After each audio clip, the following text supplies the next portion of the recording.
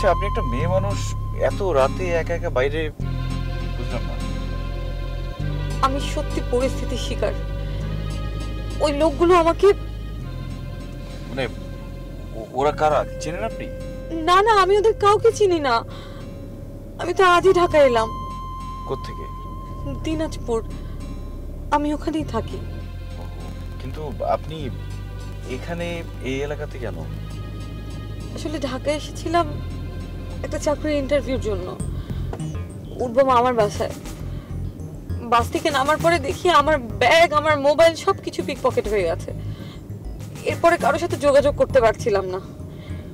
ঢাকায় আগে একবার এসেছিলাম, কিন্তু আন্দাজ করে করে এই এলাকা পর্যন্ত আসলাম, কিন্তু টেরই পাইনি যে এত রাত হয়ে গেছে।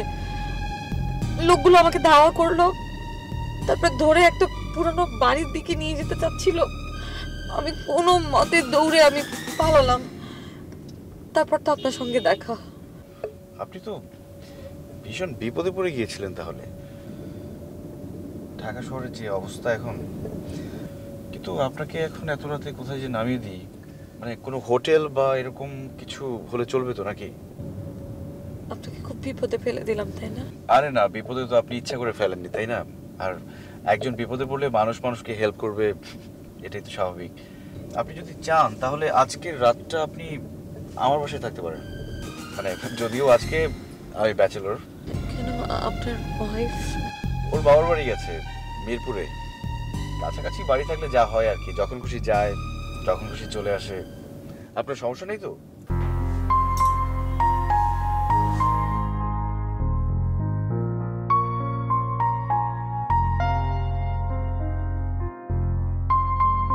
দুঃখিত, কাঙ্ক্ষিত নম্বরটিতে এই মুহূর্তে সংযোগ দেওয়া সম্ভব হচ্ছে না।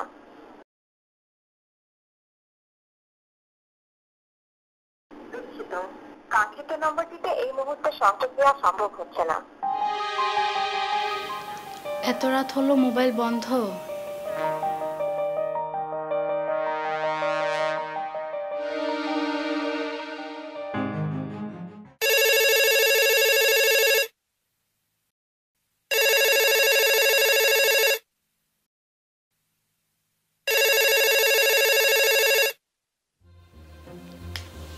টেলিফোন বেজে চলছে, তার মানে এখনো বাসায় ফেরে নাই। এত রাত পর্যন্ত কোথায় আছে? মতিন চাচাকে একটা কল দিই।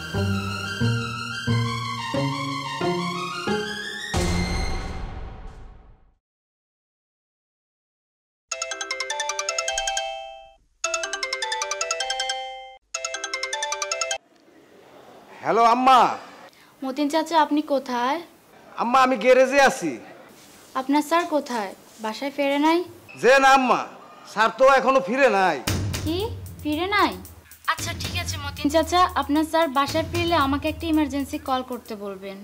যে আম্মা, আমি বলবো।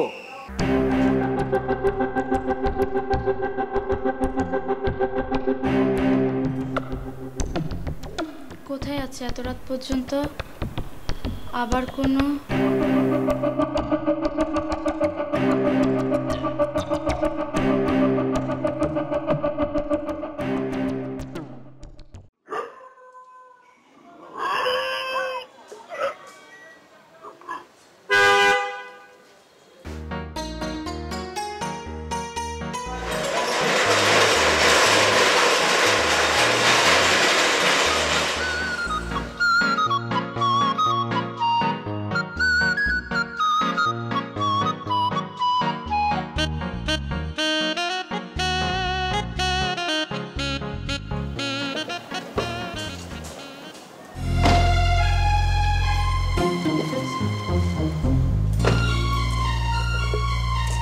মতিন চাচা, গেটটা ভালো করে বন্ধ করে দিন। যে আচ্ছা চলুন।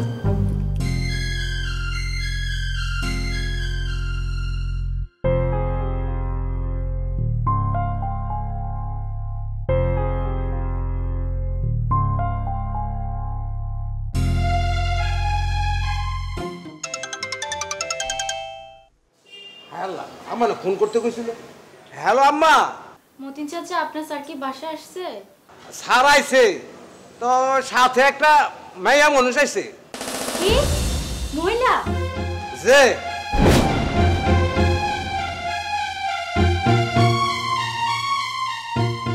মহিলা? আমি বাসা নেই, খালি বাসা মহিলা?